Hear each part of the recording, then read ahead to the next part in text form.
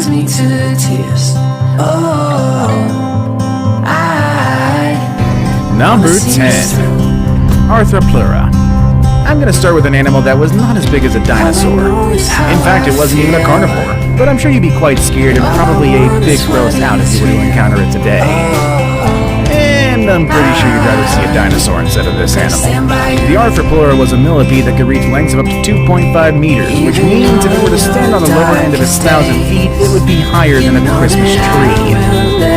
The Arthropleura is known to be the largest invertebrate of all time. With such an aspect, I doubt any predators would want to mess with it. Number 9. Dunkleosteus.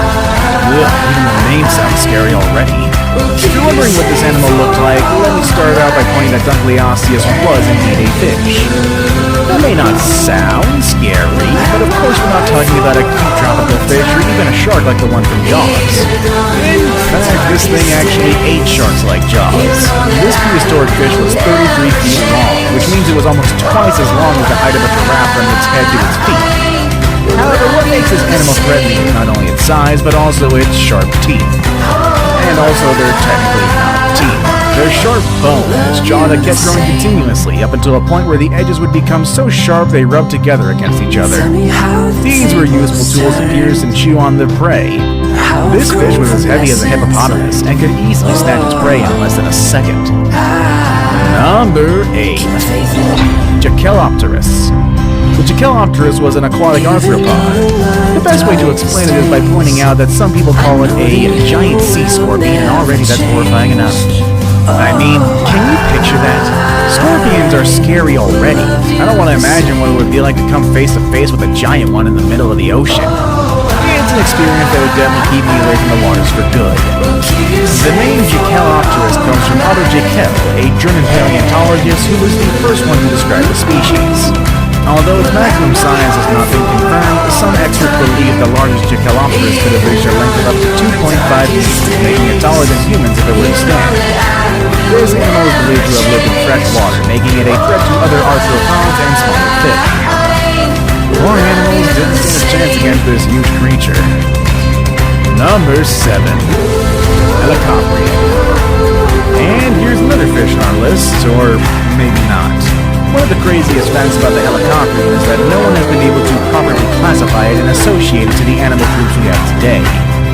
We can say it's a fish because it lived in the water, but paleontologists didn't have enough information to categorize it. Its teeth worked like a circular blade. Without any proper teeth in the upper jaw, this creature would gum and bite at you at the same time. That's pretty gross and scary. The lower teeth were sharp, so it's safe to assume that the Helicoprion was a carnivore. What scientists can't figure out yet is whether it fed on small or big animals. They could only speculate as they still haven't found any remains of a skull to properly figure out what its diet was. One thing is for sure though, that odd-looking jaw is more than enough to scare us all when we encounter it in the ocean today. Number 6. Liopleurodon. Plesiosaurs and dinosaurs are two different groups of animals. Since they both disappeared around the same time, a lot of people think of them as part of the same family, but they're not. And guess what? The plesiosaur I have for you today is definitely one you want to avoid at all costs. The Liopleurodon, or the Leopleurodon. Its name comes from the Greek, and it means a smooth-sided tooth. This beast was as heavy as your car and at least half as long as a bowling lane. A quarter of its body was made out of its skull, filled with plenty of razor-sharp teeth. Its fossils also suggest that the monster was a great swimmer, being able to move at high speeds and reach its prey. It's also believed that Liopleurodon was able to use its nostrils to scan the water and identify where certain smells were coming from. I'd definitely stay out of the water if this animal was still alive. Number 5. Sarcosuchus. Have you ever been on trips down the swamp wondering when a crocodile will pop out for food? It's definitely crossed my mind when I'm around muddy areas, and I know for sure I don't want to come across any of these animals. Back in prehistoric times, there was such an animal, very similar but more threatening than the crocs we know of today, the Sarcosuchus. Some people call it the super croc, and for a good reason. It was a very distant relative of crocodiles, but very different in size. The Sarcosuchus was about twice the size of the largest crocodiles we know of today. This beast was so huge that it could easily take on any dinosaur that wanted to mess around. It almost seems like there was almost nothing that its 1.8 meter long skull couldn't take. you afraid of crocodiles? Well, imagine getting close to the super. Number 4. Mosasaurus. If you watch Jurassic World, you're probably familiar with the Mosasaur. It's that one monster that jumps out of the water like a killer whale would do at SeaWorld and even great white shark. Now again, I have to mention the Mosasaur were not aquatic dinosaurs. They were a totally different species. The most threatening aspect of a Mosasaur is the size. They can reach a size of up to 17 feet long, which is equivalent to 3 times the size of your fridge. So, yes, the Mosasaur in Jurassic World was heavily exaggerated. That thing was bigger than a megalodon, I think. Although their vision and their smell were not as developed as other creatures at the time, they were still considered dangerous. They had fins that allowed them to easily move through the water and prey on whatever they set their poor eyes on. The first fossils of the Mosasaur were found in the Netherlands in 1764, and the most recent were also found in the Netherlands in 2015 by a 14-year-old paleontologist and his father. The fossil was named Lars after the name of his finder. Wouldn't it be cool to find a prehistoric fossil in your backyard? Probably not, because then science would have to excavate your house, maybe. Number 3. Megalodon. Yes, probably the most popular creature on this list, and the one that Hollywood has really exploited the crud out of. I'm sure you already heard about the Megalodon by now, thanks to the inventions of the film industry. But now it's time to separate truth from fiction and find out some interesting and perhaps scary facts about this monster. The Megalodon is the largest shark ever known. Like other creatures on this list, its name also comes from the Greek and meaning is big teeth. That alone can help you start picturing the magnitude of the jaws of this kind of shark. Today the largest shark alive is the white shark, which can grow as long as 20 feet and weigh as much as 7,000 pounds. But the Megalodon was 3 times that size and could reach at least 15 times that weight. It was unbelievably long and heavy.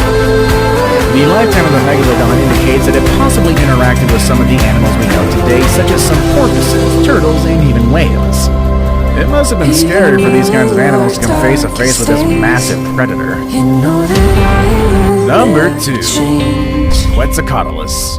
With a name that sounds like an Aztec deity, which in fact is the source of its name, the Quetzalcoatlus was a flying creature.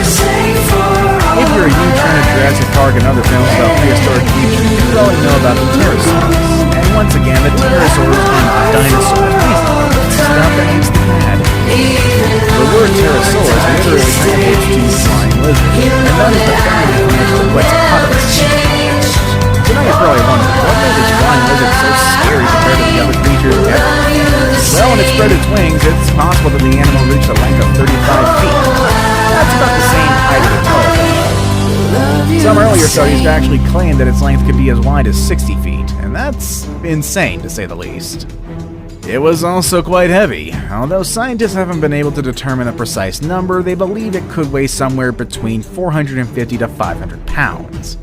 That's almost as heavy as a regular pig. Imagine a huge lizard flying in circles around you like that. Now, just imagine lots of them. The prehistoric times sound like a nightmare to me. Their limbs and bone structure suggest that they spent a lot of time on land though. While all this info sounds scary, it seems like the Quetzalcoatlus was not a real threat to humans. Studies claim that their diet consisted of small animals living on land and near small streams. Number 1. Thalatterarcton. The idea of the Thalatterarcton is crazy because this creature was just recently discovered, back in 2010.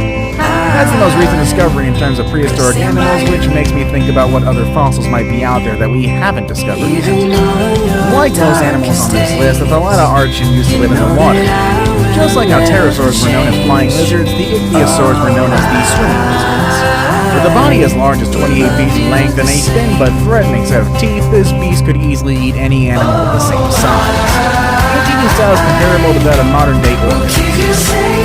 While most ichthyosaurs are found in Europe, the Thalatterarcton was found in Nevada, USA back in 2010, and formally introduced to the world in 2015. This discovery is currently leading the way in modern studies of marine animals and are able to see other animals of a similar size.